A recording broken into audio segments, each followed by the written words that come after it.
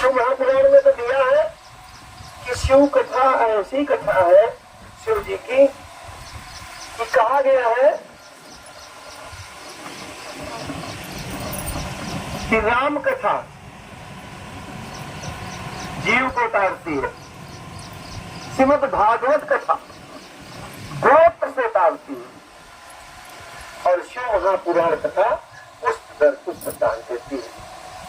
कथा तो कहती है कि 71 पुष्प कर जाते हैं, 36 पुष्प सातों की 35 पुष्प नहीं है सुनने की अधोगति में कोई प्राप्त है आपके, आप सुनती हो चाहे आपका 2-4 महीना का गर्भ ही तो भी अधो तर जाता है। जैसे आपने देखा होगा प्रमाण की कथा में जिसके ऊपर कोई बाहरी बाधा थी खेलते थे और लगे रह गए, उसके बाद सब ठीक हो गया। हुआ कि नहीं हुआ? देखा होगा आपसे।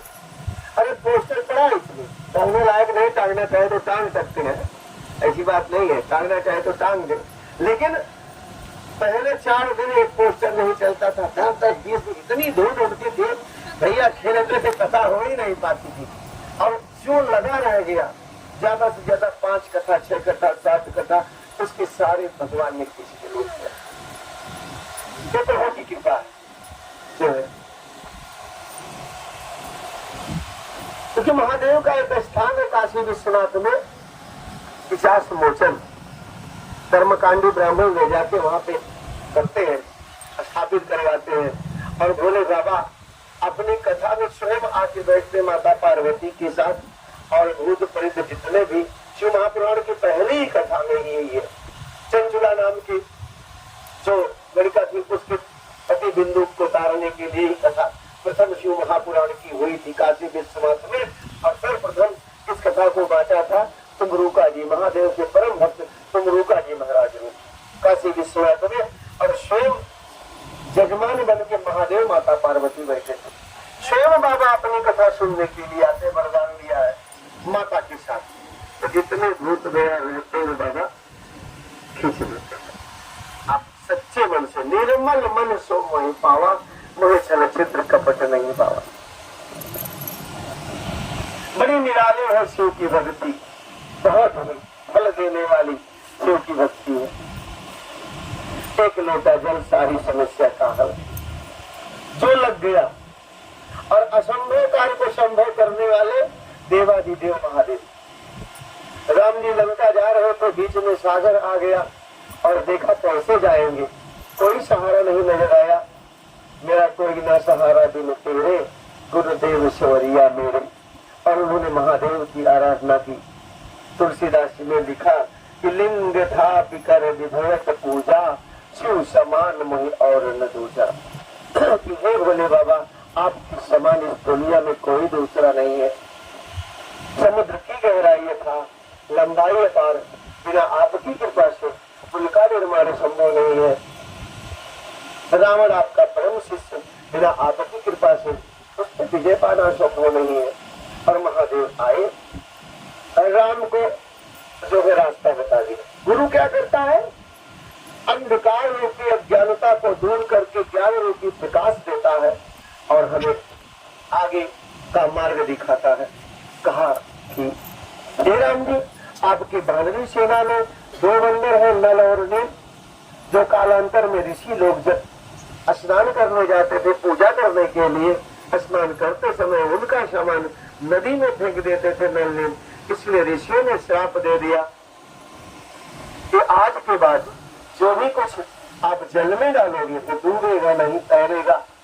और उनसे छुआ करके पत्थर समुद्र में डालो, पत्थर तैरेगा, पुल का निर्माण संभव हो जाएगा। भगवान कृष्ण के पास 16,108 रानियां, वंश नहीं चला, अपने गुरु के पास गए।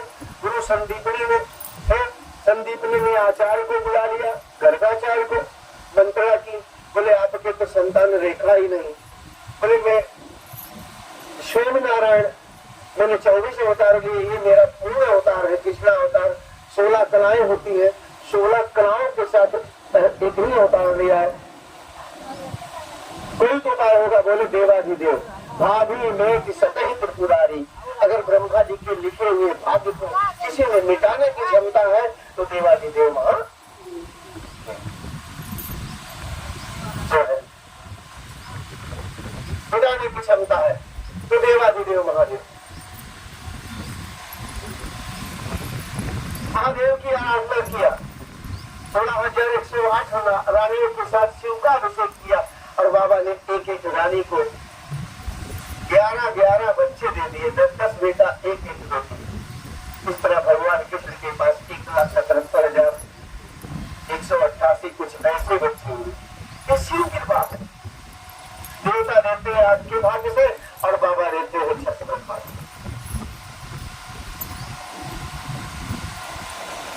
बड़ी निराली सो की भक्ति है जो महादेव राम को पूजा अर्चना करने तो समुद्र पार कर सकते हैं। क्या हम एक लोटा जल सच्चे मन से निर्मल मन से चढ़ाए तो क्या हमें घर से पार नहीं कर सकते? कर सकते, करना तो। और इससे आसान कुछ नहीं है, पूजा से आसान करीब में कुछ नहीं। सारविंदर भैया ने जो हमें 3 सूत्र बताया, दया सच्चा नमः शिवाय, इस शिव को गुरु बना करके 3 सूत्र का पालन करिए। पहला सूत्र है दया। सुबह जैसे हो आंख खुले उसी समय आप हाथ पैर भी धोने की जरूरत नहीं। धरती मैया को प्रणाम करिए, महादेव को प्रणाम करिए, मैया भवानी को प्रणाम करिए और कम से कम 5 बार दया मांग लीजिए कि हे शिव गुरु, आप जगत गुरु हैं, आप मेरे भी गुरु हैं, आप जैसे सब पे दया करते हैं वैसे मुझ पर भी दया करिए। दया करिए शिव गुरु महादेव, दया करिए शिव गुरु महादेव, दया करिए शिव गुरु महादेव, दया करिए शिव गुरु महादेव, दया करिए शिव गुरु। कम से कम 5 बार दया मांग लीजिए। दया दोनों समय मांगना, सुबह भी और शाम को भी। शाम को आपको फुर्सत ना लगे तो नियम बना लो, सुबह बिस्तर छोड़ो तो दया मांग के और रात में बिस्तर सो जाओ तो दया मांग के सो जाओ। ये आपका पहला सूत्र। दूसरा सूत्र है चर्चा। चर्चा से महत्वपूर्ण है, जितना आप प्रभु का गुणगान गाओगे, चर्चा सुनोगे, चर्चा नहीं मिलती तो भजन ही गुनगुनाते हो, आटा गूंथते रहो, रोटी बेलते रहो, गोबर पानी करते रहो, रास्ता जाते रहो, झाड़ू मारते रहो। भाई आपकी कोई चर्चा करे कि फलानी बहनी बहुत अच्छी है, सबके यहाँ जाती इतना है जितना देती है, तो बताओ अपनी चर्चा सुन के आपको बुरा लगेगा कि अच्छा लगेगा? सुनी जाता है तो आप गुरु का गुणगान गाओ तो अच्छा लगेगा। तीसरा सूत्र है नमः शिवाय। महादेव को 108 बार, थोड़ा हम कथा आज सुना नहीं पा रहे बढ़िया से, इतना बड़ा छाला और टॉन्सिल हो रही है, खा भी नहीं पा रहे हैं ढंग से, बड़ी मुश्किल से रोटी दो, एक रोटी उसमें नीज करके पीते हैं। बुखार हुआ था, उसी से फिर इंफेक्शन हो गए, बोलने में भी दिक्कत हो रही, लार बन रही है बार बार, बन जाता बार बार। तो जो है